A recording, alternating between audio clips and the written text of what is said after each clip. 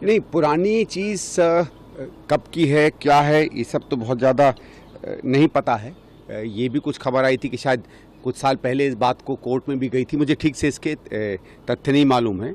कल जो टीवी पर जैसे कम से कम देखा वो ये लगा कि शायद कुछ इसमें कई लोगों ने इसमें डोनेशन दिया है, लेकिन उसमें पासपोर्ट नंबर, कुछ मोबाइल नंबर रिपीट हो रहे हैं। जैसे अगर दो आदमी एक ही पासपोर्ट नंबर से अगर पैसा दें तो उसमें संदेह होता है। तो ये अगर तो उसमें बात सही है कि ठीक है लोगों ने दिया है जेन्युइनली और कोई उसमें फरेब नहीं है, तो उसमें आम आदमी पार्टी अपने तथ्य सामने कर दे तो कोई दिक्कत नहीं होगी। लेकिन अगर ऐसा है कि कोई किसी के नाम पर कोई और पैसा जमा कर रहा है तो फिर तहकीकात बनती है। बट दिक्कत वही है ना कि ईडी हर चीज़ चुनाव के समय जो करती है उससे एक संदेह पैदा होता है और ये भरोसा नहीं लगता है कि सही में वो जेन्युइनली कोई चीज़ को देख रही है या उसको चुनाव को मद्देनज़र करके रख रही है। सर, पाँच फेज के बाद और ये भी कहा कि एनडीए की एक तरीके से लहर है और मजबूती के साथ हम सरकार बनाने जा रहे हैं एनडीए। साथ ही इंडिया अलायंस पर भी निशाना साधा, कहा कि रिजेक्टेड हो चुके हैं, कि डिसक्रेडिबिलिटी इनकी लोगों की सामने है लोगों की। देखिए साहब, ज़मीन पर जाएं तो इसका बिल्कुल उल्टा दिख रहा है। भारतीय जनता पार्टी का जो काडर है वो निराश बैठा हुआ है, सड़कों पे दिख नहीं रहा। मैं जैसे आपको बताता हूँ, जहाँ मैं हूँ ये एक ऐसा इलाका है जहाँ कम से कम पुराने चुनाव में तो पिछले 40-45 दिन में 2-3 बार भारतीय जनता पार्टी के लोगों को आ जाना चाहिए था कैंपेन करने के लिए, एक बार भी नहीं आए अभी तक। ये नॉन इलाका ऐसा भी कुछ नहीं है, यहाँ बीजेपी का सुना है असर भी है। तो ऐसी जगहों पे जहाँ उनका असर है, 30-40 दिन की आज कैंडिडेट डिक्लेयर हुए हो गया, एक बार भी कोई नहीं आया है।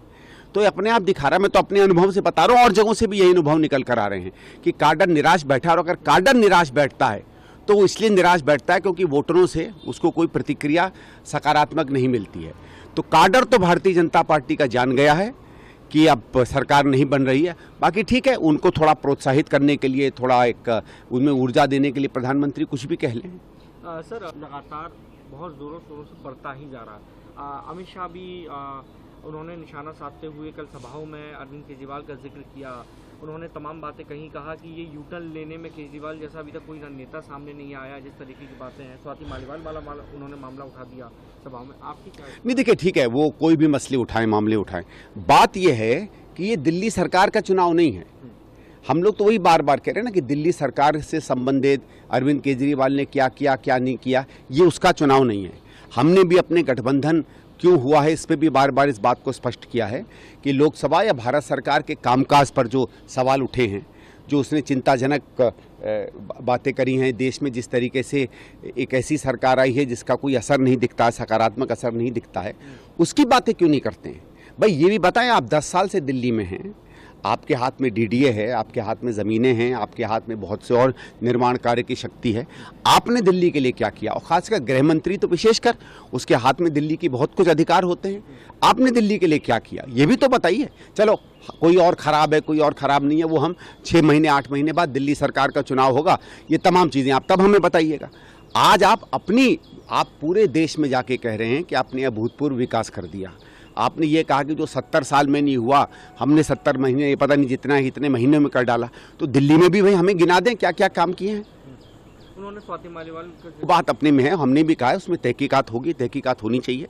अगर कोई महिला इस विषय पर अपनी बात उठाती है तो कानून तो यही कहता है कि उसकी बात को प्राथमिक रूप से एक मानकर और जो जिस पर भी इल्ज़ाम लगते हैं उसको अपने अपने जवाब देने चाहिए। इस पर पहले भी हम अपनी बात स्पष्ट कर चुके हैं, आज भी हम उसी पर खड़े हैं। एक आखिरी सवाल लूँगा सर।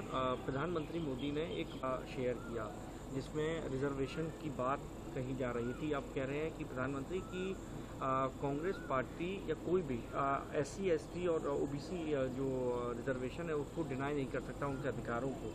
और एक तरीके से रिजर्वेशन को लेकर जो पूरी चुनावी राजनीति रही, नहीं, ये कहने की क्या ज़रूरत पड़ी प्रधानमंत्री को? ये तो हम लोगों को तो कोई कहने की ज़रूरत नहीं पड़ती है, क्योंकि लोग जानते हैं कि इसमें हमारी निष्ठा है, हमारा संकल्प है। बल्कि कांग्रेस ने ये संविधान दिया था और संविधान में आरक्षण था।